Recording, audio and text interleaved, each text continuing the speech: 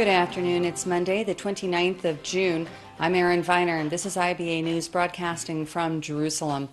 An IDF soldier was seriously wounded today when she was stabbed in the neck by a Palestinian assailant at a checkpoint between Jerusalem and Bethlehem near the entrance to Rachel's tomb. The 20-year-old soldier was evacuated to the Hadassah Ein Kerem hospital in the capital. After the terrorist was taken into custody, 2 additional knives were found in her possession. Security forces are on high alert during Muslim observance of the Ramadan holy month, which has been accompanied by a significant rise in violent attacks in recent years. In a pre-dawn raid some 100 nautical miles out to sea, IDF forces boarded the main ship of the so-called Gaza Freedom Flotilla. 3 smaller vessels reversed course and headed away from the Hamas-controlled Strip. There was no resistance from passengers aboard the Swedish-flagged Marianne, and no injuries were reported. The vessel is currently being towed to the Ashdod port, and the activists will be deported from the Ben Gurion International Airport. We get more from IBA's Dennis Zinn. The Swedish flotilla to Gaza mission came to an abrupt end early this morning when Israeli naval commandos boarded the ship Marianne and forced it to change course to the Israeli port of Ashdod. The assault took place under the cover of dark, some 150 kilometers out at sea. There was no resistance on the rogue vessel, which was reportedly carrying some 48 passengers and crew members, including at least 2 Israelis, that is, Israeli Arab MK Basil Ratas and Israeli-Swedish resident Jor Feiler, who also took part in the 2010 Turkish flotilla Marmara. 3 smaller vessels, which were part of the flotilla, turned around and sailed away from the region. This video was pre-prepared and released by the flotilla participants. If you see this video, this means that we are under attack on international waters by the Israeli Defense Forces. I want to call out for your help. Please spread this message and act. Try to get your politicians to act and stand up against this crime against international law. If you see this video, it means that the Israelis have broken international law again. It means that they took us as prisoners, acting like pirates. It means that again they have prevented us to reach Gaza, to reach Palestine. It means that we are now sitting there and waiting you to act. We are waiting our governments to act. We are waiting the international bodies to act. But we can promise you one thing: we will be back. The converted fishing vessel was reportedly carrying a humanitarian cargo, which was due to be unloaded in Gaza, including solar panels and medical equipment. According to IDF sources, the captain of the ship was asked to deliver the cargo to the Syrian people who are in dire need of such supplies, or alternatively to dock in Ashdod, where the supplies will be inspected before being delivered by land to Gaza. The IDF assault took place after all these requests were ignored. After docking in Ashdod, the crew and passengers will be escorted to Ben Gurion Airport, from where they will be deported. Israel, for nearly 7 decades, has enjoyed international protection from the United States and other Western countries. They cover up Israeli crimes throughout these years and ignoring the plight and suffering of Palestinians. The Swedish flotilla mission will, however, achieve one of its primary goals, and that is to show solidarity with the people of Gaza and to create more international debate over the question of Israel's Gaza blockade. Dennis Zinn, IBA News. Prime Minister Benjamin Netanyahu praised the nation's military forces for perfectly executing the mission to stop what he referred to as the hypocritical Gaza flotilla. He added that he was pleased with the relatively low media profile over the incident, saying that shows people understand the initiative was based on lies. Here with more is IBA's political correspondent, Ellie Wogelenter. There's no need for small ships like these to bring supplies, materials, or humanitarian aid to Gaza, the Prime Minister told the Foreign Affairs and Defense Committee today, pointing out that Israel allows 800 trucks into Gaza each day. To transfer an amount like that, one would need 500,000 boats like the ones that headed for Gaza, Netanyahu added. There's no need for that. If someone wants to send aid, he can use the land crossings where we check the material to prevent weapons from being transferred. Netanyahu suggested that the activists on the flotilla go to Syria, where 300,000 people were massacred and banished from their homes. Instead, they choose to sail to the only democracy in the Middle East in which terrorists shoot at its citizens. That is why the flotilla is infected with hypocrisy. Netanyahu also addressed the Iran talks, saying the agreement is going from bad to terrible, and it is getting worse day by day. Unfortunately, we see Iran's demands increasing, along with more concessions by the powers. This agreement paves the way for Iran to be a power with a nuclear arsenal. Netanyahu also announced to the committee that the government is planning to build a new fence along part of the border with Jordan.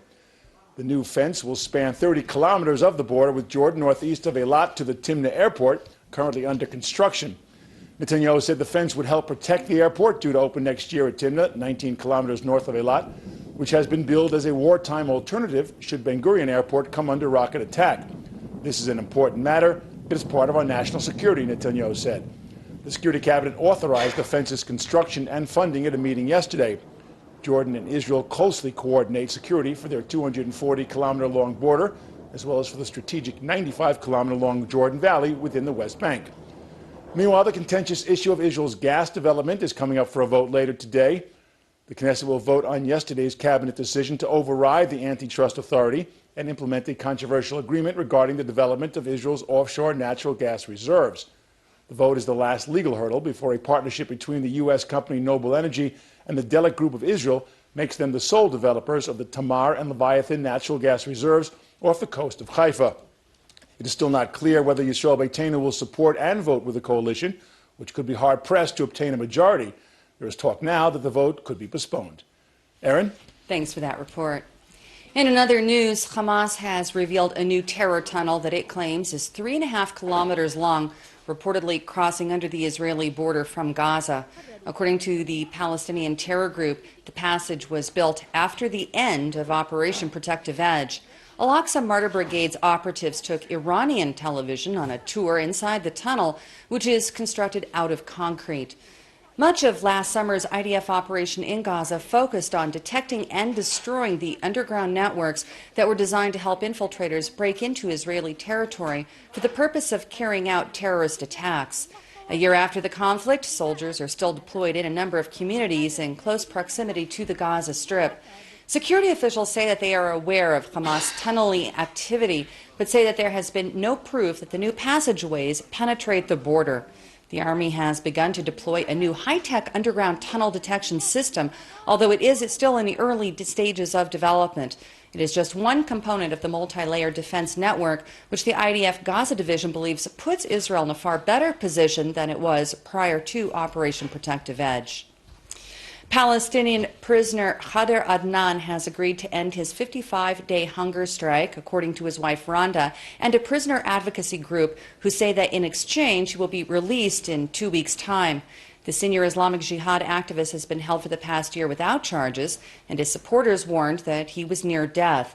The Israel Prison Authority has confirmed that the 36-year-old stopped refusing food as part of a deal, but released no further details. This is the second time Adnan launched a hunger strike. During his previous administrative detention in 2012, he fasted for 65 days to protest his incarceration, sparking weeks-long solidarity hunger strikes by hundreds of other Palestinian detainees. Reports that Israel and Hamas have been maintaining contact via third parties to reach agreement over a truce are being bolstered by one of the terror group's leaders from Ramallah, whose year in Israeli administrative detention ended a few days ago. Hassan Yosef was arrested along with hundreds of others in the West Bank following the abduction murders of 3 Israeli teenagers last summer. In an exclusive interview with Israel Television's Yoram Cohen since his release, Yosef said that there are no direct negotiations between Hamas and Israel, but insisted that certain mediators and European contacts are bringing messages from Israel to Hamas to secure a period of calm and prevent the situation in Gaza from spiraling out of control. 2 IDF soldiers are fighting for their lives after they were seriously injured in a fire that broke out at the Ramon Air Force Base in the south last night. Air Force helicopters airlifted the troops to Sheba Medical Center in Tel HaShomer, where physicians are expressing concern over their survival. Both suffered extensive burns, over 70 to 80% of their bodies, and they suffer smoke inhalation. The economic crisis in Greece took a critical turn today with the closing of all national banks and the stock market amid fear of total financial collapse. The measures are expected to last for at least 6 days and follow the surprise announcement from Greek Prime Minister Alexis Tsipras over the weekend that he would hold a referendum over whether his nation should accept the severe financial terms demanded by the European Central Bank, which then refused to increase its level of emergency liquidity assistance to Athens. There have been long lines outside of ATM machines as citizens fearing imminent bankruptcy, although the government also set limits on how much they can withdraw to prevent the draining of the country's remaining funds. According to media reports, over 1 billion euros have already been pulled out of the Greek banking system since Friday. There are now rising questions over whether or not Greece can hold on to the euro currency after 5 painful years of an austerity program to remain within the 19-nation eurozone. And I'm now joined in the studio by former advisor to the finance minister, Professor Avi Simchon, a professor of economics at Hebrew University, to discuss the situation in Greece. Thank you for joining us this afternoon. Hello. Can you explain to us just how bad this crisis is and what is the best way out of it? Well, it's not clear how bad this crisis is because, you see, while Greece is not a very large economy, actually it's now smaller even than the Israeli economy. It could trigger some kind of a global crisis because the economies of the developed world did not really get out of the previous crisis in 2008, 2009, and are pretty shaky as it is. So the Greek crisis could be a trigger of that would return us, would get us back to this very deep crisis of 2008, 2009. So that's the fear. Although again, by itself, Greece is not a large economy. Now, how to get out of it? This is quite difficult because you see, the Europeans, they would given up surely all those conditions. But the problem is, if they give up or renegotiate the deal that they struck with Greece a couple of years ago, then the Spanish and the Portuguese would also ask to renegotiate their deal. And the Spanish economy is much larger than the Greek economy. So this is why the European leadership is hesitant to give anything to the Greek. And the Greek government, on the other hand, was elected on the basis of renegotiating the previous deal. And it's a leftist government. Excuse me? It's a leftist government, which will have some effect. I mean, the Prime Minister was hoping this referendum would turn out to be that people would vote no, that they're not going to accept the new terms. I'm not sure what the Prime Minister is actually hoping for, but perhaps the Prime Minister would like the Greek people to force him to get this deal that the Europeans are offering Greece, because if they don't, if they decline this deal, then we may be going to a very long process where Greece would have to get out of the European Union, not actually from the European Union, but from all the monetary arrangements. That Eurozone. The Eurozone, etc. And that could be very hard for Greece. Now, we are already today seeing some economic fallout over this. The euro is down across the globe. Are we likely to see any kind of reverberations here on our own economy in Israel? Well, the direct effect is not very large because, again, we don't export much to Greece. But the indirect effect, through the effect of the Greece crisis on the world economy, that could be very, very large. So if that happens, if Europe slides back into a recession because of this, then of course we'll feel it and it will be hard.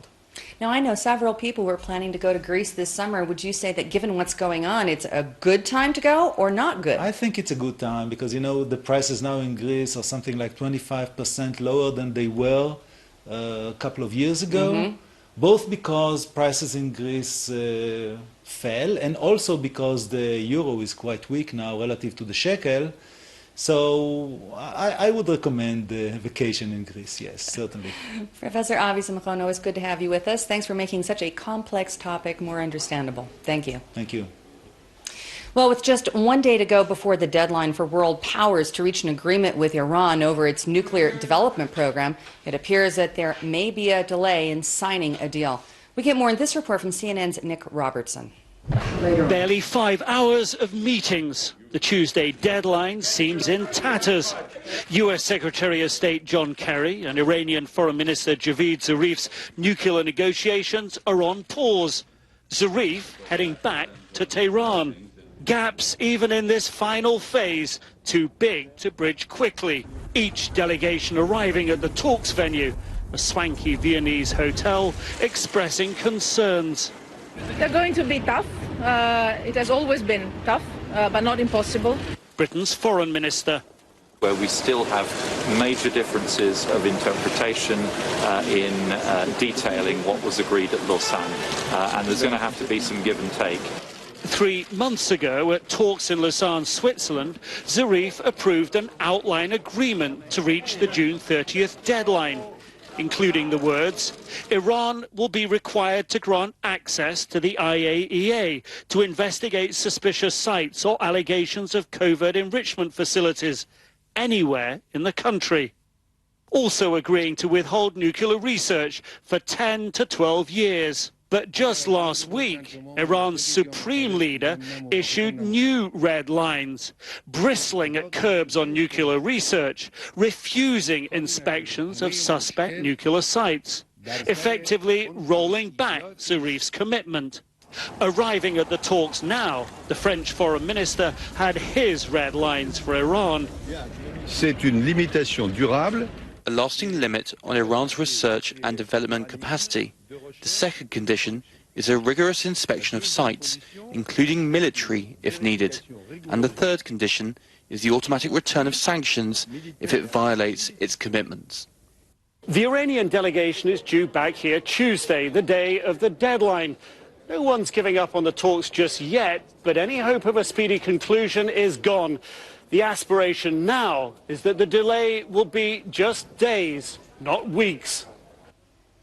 Nearly 3,000 migrants were rescued from the Mediterranean Sea overnight in 21 separate small ships and rubber dinghies launched by smugglers from Libya. Video of the mission was released showing the Italian Coast Guard, Navy, and border police vessels working with the European Union task force that includes British, Irish, and Spanish ships. So far this year, nearly 2,000 people died while trying to reach Europe by boats. The 2,900 people picked up in the latest mission were taken to the small Italian island of Lampedusa off the shore of Sicily, which is the primary transit point for immigrants from Africa, the Middle East, and Asia wishing to enter Europe. The fast train between Jerusalem and Tel Aviv is still a few years away from becoming operational, but engineers have now dug all of the necessary tunnels and built all but one of the bridges in the 7 billion shekel project, while work on the underground train station in Jerusalem is going at a frenetic pace. IBA's R.A. O'Sullivan got a sneak preview and brings us this report. Workers deep underground putting the final touches of the great 20-meter-high tunnels where the fast train will set out from Jerusalem to Tel Aviv. If all goes according to plan, the train line will become operational in 2018, and it'll zip along at 160 kilometers an hour, making it just a 28-meter ride between the cities. It's an engineering marvel, bringing a train up to the mountain city of Jerusalem at no more than 3 degrees incline. And that meant digging 5 tunnels and 8 bridges. Israel Railways opened up the tunnels and bridges for us for a first-hand look. The line from Tel Aviv to Modi'in region is already in place and will link up with about 30 kilometers of new line climbing up to the capital.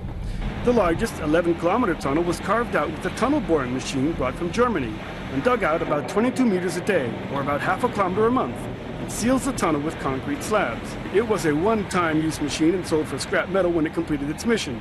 Due to environmental concerns, the train line at the beautiful Yatia River Gorge left as little footprint as possible, with the entire 155-meter bridge resting on just one pillar. But the final bridge over the Erazim Valley at the entrance to Jerusalem is one of the most dramatic of them all.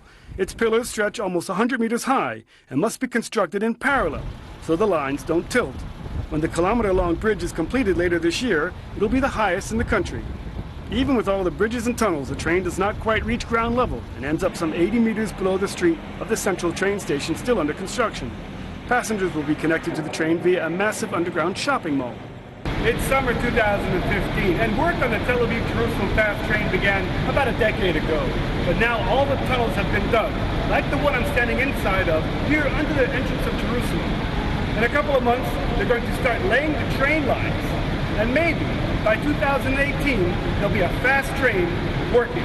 The project cost some 7 billion shekels. Israel Railways say there will be 4 trains an hour, and unlike the rest of the trains in the country, this one will be electric, since the locomotives are more powerful than the diesel ones to bring it up the mountain. Deep underground, the terminal in Jerusalem has an added benefit engineers are proud of, but don't like to talk about. It can also serve as a massive bomb shelter in times of emergencies. Ariel Sullivan for IBA News. Now taking a look at local finance, and the shekel today put in a mixed performance in foreign currency trading, as did shares on the Tel Aviv Stock Exchange. Here's a look at the afternoon numbers.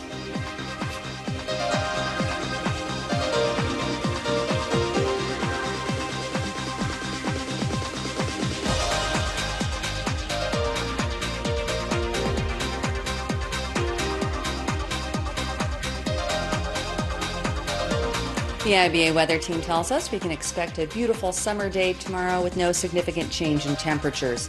Here's the forecast at home and abroad over the next 24 hours.